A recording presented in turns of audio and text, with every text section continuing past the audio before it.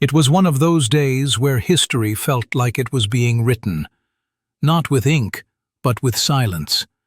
The press had gathered, the nation tuned in, cameras flashed, anchors whispered with urgency. In the center of it all stood two people.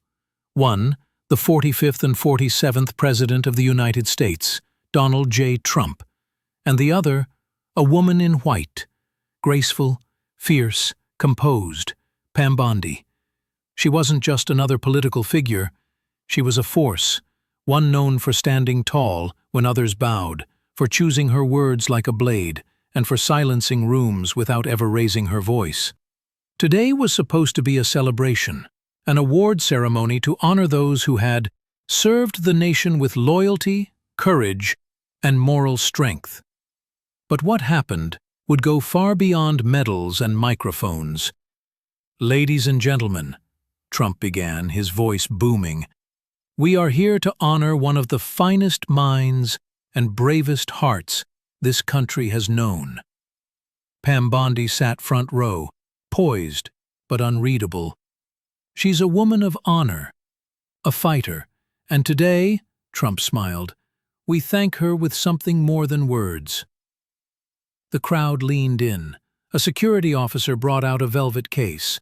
Inside, a $15 million estate deed, a gold medal, and executive lifetime privileges. "Pam, this nation thanks you, and I do too. This is yours." He handed her the case. The room held its breath. She stood slowly, took the box, looked inside, then looked up at Trump. "Mr. President, I can't accept this." The air froze. That sentence hit harder than any speech ever could. The cameras zoomed in. Trump furrowed his brow. The crowd whispered like wind rustling through confusion. "Why?" Trump asked. Pam Bondi smiled softly, not defiant, but steady. "Because I didn't fight for this." A silence fell across the room. A different kind of silence, not from confusion, but reverence. The kind of silence that follows a truth no one can deny. Pam Bondi stood there, elegant and unmoved, as if time had stopped around her. The velvet box remained open in her hands, gold glimmering, yet irrelevant in her eyes. Trump, calmly but surprised, "Pam, you earned this. You served this country, stood tall when others didn't. Why not accept it?" "Mr. President, I appreciate the gesture. I know it comes from a place of respect.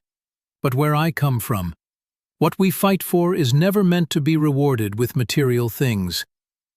I took an oath, not just in law, but in life. My duty was never for applause or awards or estates. I did what was right, because someone once did it for me." She looked into the crowd.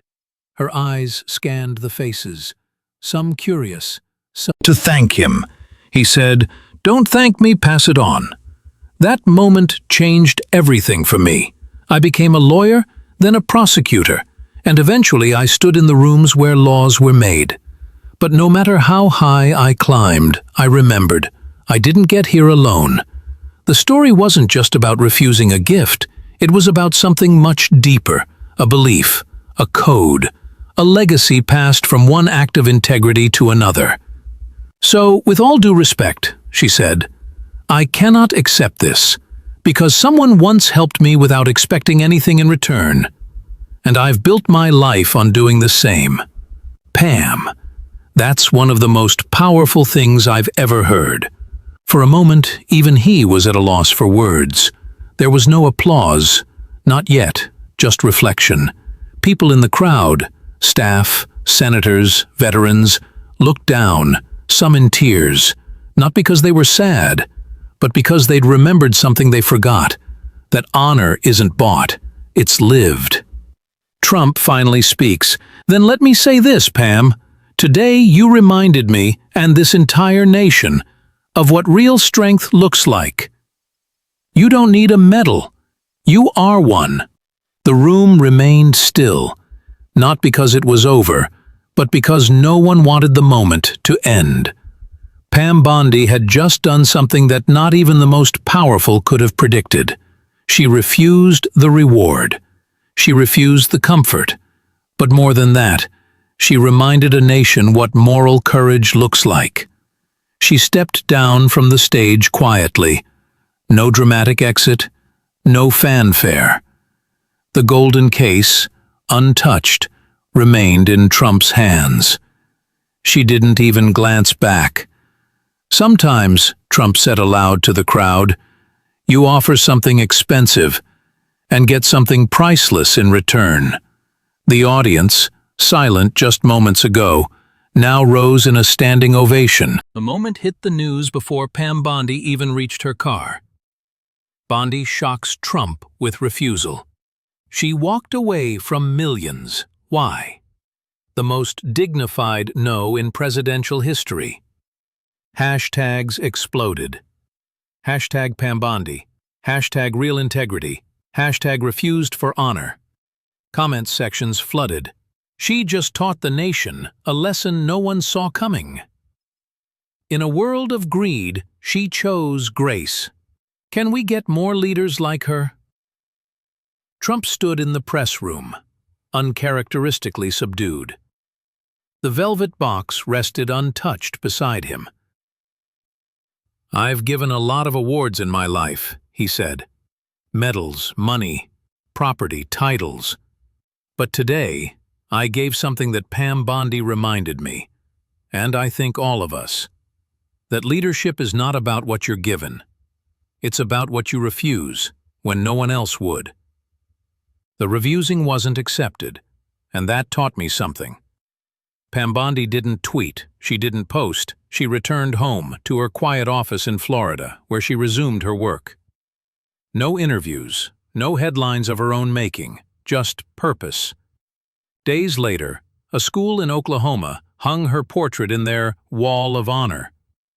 A young girl in Iowa wrote an essay titled, The Woman Who Said No.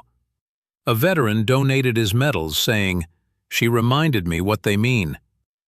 She never cashed in fame, but she changed the value of what being famous means. And all she had to do was walk away. Days passed. The world kept spinning. The headlines moved on. But in one quiet corner of Florida, a woman sat by her window, sipping tea, looking out at the world she had once stepped into, and then walked away from. Pam Bondi was alone, not in the lonely sense, but in the peaceful one. She didn't need lights. She didn't need applause. She had everything she needed: her name, her word, her truth. Pam opened a drawer. Inside was a collection of handwritten notes, letters from people she had defended, children she had inspired, not awards, not checks, just words. Real ones. A courier.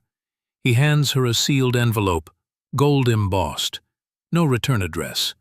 She opens it. It reads, Pam, you may not have accepted my gift, but you gave something back to me. A reminder of what leadership is really about. You embarrassed me, and I thank you for it. Most people try to impress me. You taught me something instead. From this day forward, I'll never look at a medal the same way. You are not just respected. You are remembered. Donald J. Trump. She folded the letter, placed it in her drawer, and went back to work, smiling quietly. Not for the praise, not for the power, but because somewhere a young girl was watching. Can anyone explain what real justice means? The professor asks. A young woman raises her hand, nervous, inspired. It's what Pam Bondi did, she says. She didn't take the reward. She honored the reason. And that was enough. Because sometimes the loudest voice in history is the one that simply says, no. Inspired by the story. Comment. Integrity over everything. New story tomorrow. Don't forget to like, subscribe, and ring the bell.